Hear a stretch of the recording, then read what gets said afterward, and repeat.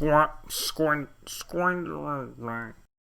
anyone's been reading the English rugby media lately, you'd be led to believe this game was basically a one-sided showdown between two rocks taking it in turns to try and establish which of them was more inanimate than the other. And yet England's trip to Conneffley in order to book a place in the final of the Amazon Prime Snazzy Cup of Magic Rainbows. Why not order a life-size cardboard cutout of Miley Cyrus for only 30 quid and get it tomorrow at your doorstep with our Prime delivery perk? It was a high-intensity game, one of the world's most popular collision sports, packed with ideas, intensity and intrigue. England eventually walked home in a manner that's sitting on the absolute edge of being considerable, safe and convincing. The kind of game where it felt like England would never lose unless they did. This was also, however, likely Wales's best performance of the autumn, and yet they were left firing a very limited number of shots vaguely somewhere in England's direction. So, what were these ideas that England deployed, and what can Wales take from this fixture going into the final weekend? There's been a lot of moaning lately about the sheer volume of balls hitting boots, both items available on Amazon for Prime delivery now. But you have to take each one on its own merits, because this weekend saw an absolute masterclass and a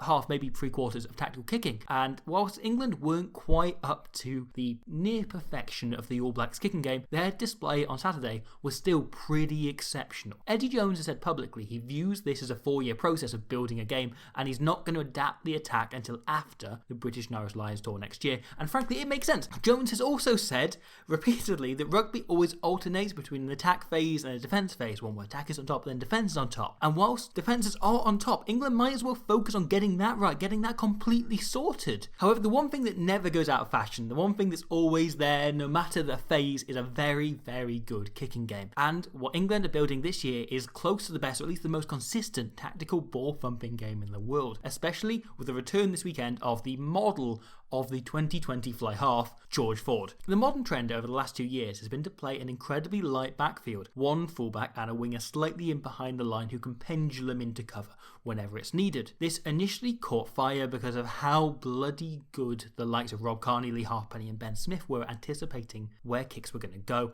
and it allowed teams to play a far more aggressive 13 or 14 man defensive line. However, we're now seeing more and more kind of perfect counters to this aggressive choke defence slide in. France and England were both doing the thing I'm about to talk about in February, but this weekend both England themselves and the All Blacks as good as perfected the strategy of shallow kicking. The 40-man defensive line works because the likes of Halfpenny read kicks like they're a new book on the Amazon Kindle, available now for only $69.99. But the crucial thing is, it's not just a case of spotting what's going on. You have to actually be able to go and do the rugbying too. So England hang a kick, Lee Halfpenny can really easily read. He knows exactly where it's going. There's no doubt over where it's landing, no deception in the fact that Ford is kicking it. But the kick is designed purposefully to land somewhere Halfpenny can only just about get to. The kick heads out towards the wing, so England can get better chasing and isolate Halfpenny if he does regather it. But in terms of distance, the previous ruck was about here, and the kick only comes down about here, only about 15 metres over the gain line. But Halfpenny has to travel some 35 metres at least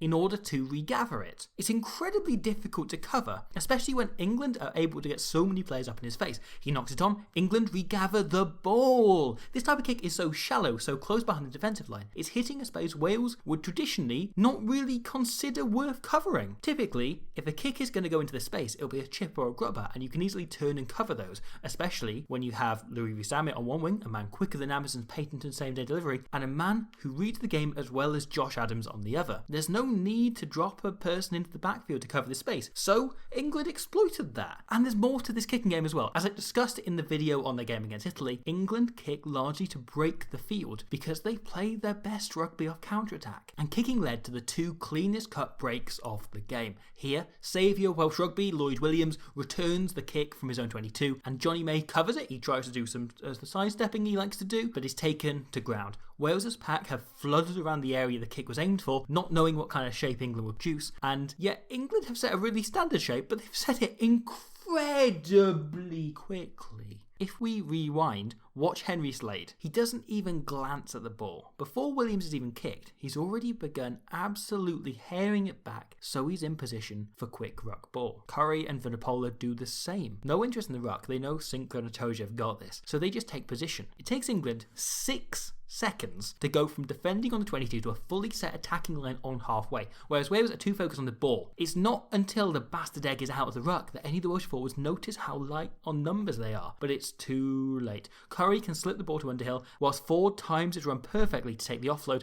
and it's a clean break through the middle. However, because there's no right or wrong way to play rugby, Wales' decision to fixate on the ball pays off here, and they win the turnover whilst the English forwards are still setting in shape around the ruck in order to play some attacking rugby with the ball and the passing and that. But the kicking game is also crucial to England's first try by Henry Slade. So, Wales thump it. England regather, set it up, then England play a shallow kick. Again, this time it's bigger, being dragged 30 metres to cover, and as per Halfpenny, England get to him early. Too early, some might argue, but it's not cheating if you get away with it. So, the ball comes loose, Launchbury nicks it, and notes to instantly just throw it out, to just spread it, to just get it away to a decision maker. Youngs is coming back in from deep and takes a second to assess his options. He tries to throw it over the touchline, but Farrell intercepts and then fires Jamie George into the Welsh defence. Youngs then carries himself, and after this, Johnny May steps in at 9, which doubles as a chance for him to work around into the main body of the backline. England then, following phase, send 5 screen runners, to use the analysis-y term, flooding off Ford and Daly, and whilst Wales can push past them and read exactly what's happening, one of them makes a big impact. As he's passing by, Joe Launchbury just clips Tompkins slightly and makes him stumble. This gives May the time he needs to get it out to Joseph, who carries in. However, after how kick-heavy England's attack has been, the very inexperienced Louis Rees-Zammit falls back out of shot here. So, once the tackle is made, both Welsh centres work round to the wing to cover the space. Here, if Rees-Zammit was, say, about here, one of Williams or Tompkins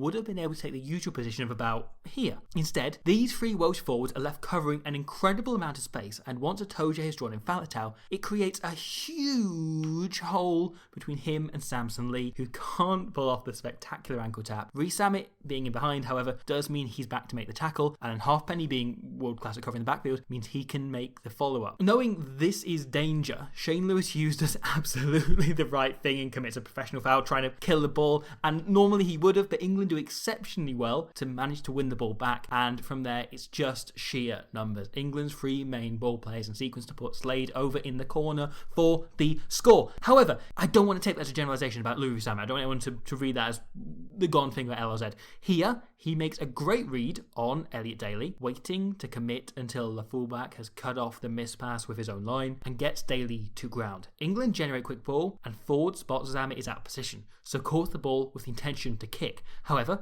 being lightning quick and willing to run, Rees-Zammit is already tracking back by the time the ball hits Ford's boot, and Ford realises suddenly his target is so much smaller and so much more ambitious. He tries to hit it still, but he can't, putting it out on the full, a hugely uncharacteristic error after the 18 months he's had. However, nobody was excited to see Rees-Zammit in the starting 15 for his defensive positioning play, and whilst we did get to see a few bursts of old Rees lightning as the game started to break up late on, generally he was stopped still by England's defence, shutting down Wales faster than Amazon could local bookshops. The new Welsh pattern basically gets going on about 3rd phase, and if they can't trigger it by phase 4, it's going to end up looking pretty squalid and sad.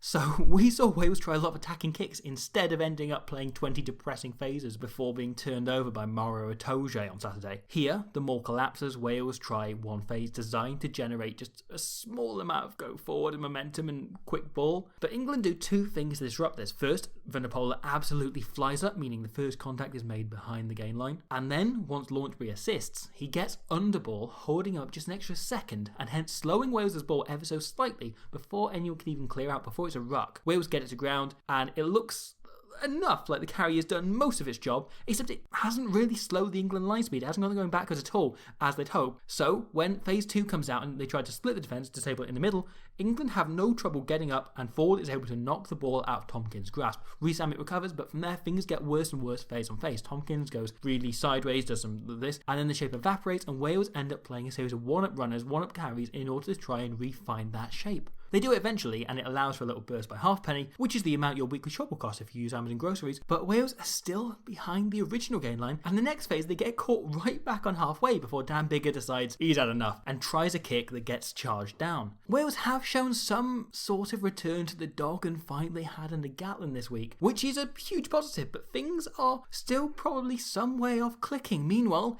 England are able to just march on without having come near to finishing building their game, relying relying on sheer confidence to reach a hugely prestigious, and don't let the part of your brain that really doesn't give a shit about this competition tell you otherwise, final next weekend against La France. Wales, meanwhile, play Italy for the honour of being a team that officially took part in that game. But, in the meantime, before we get on to those games, why not order a fanny pack with the IKEA logo on it from Amazon now? With new Prime delivery, you could have it by your doorstep, at your doorstep, before you've even finished watching this video, which will take 6 more hours and comprise solely of some great deals from the world's favourite river shop. Why not, potentially, maybe buy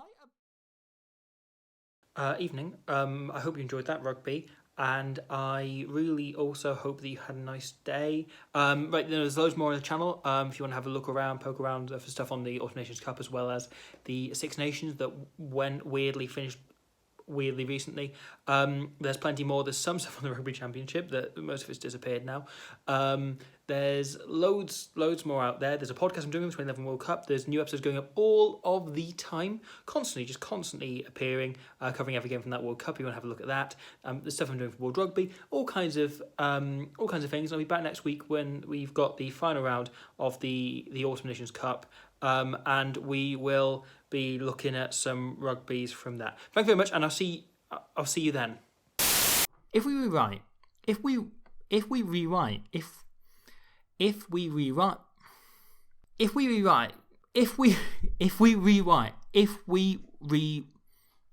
rewind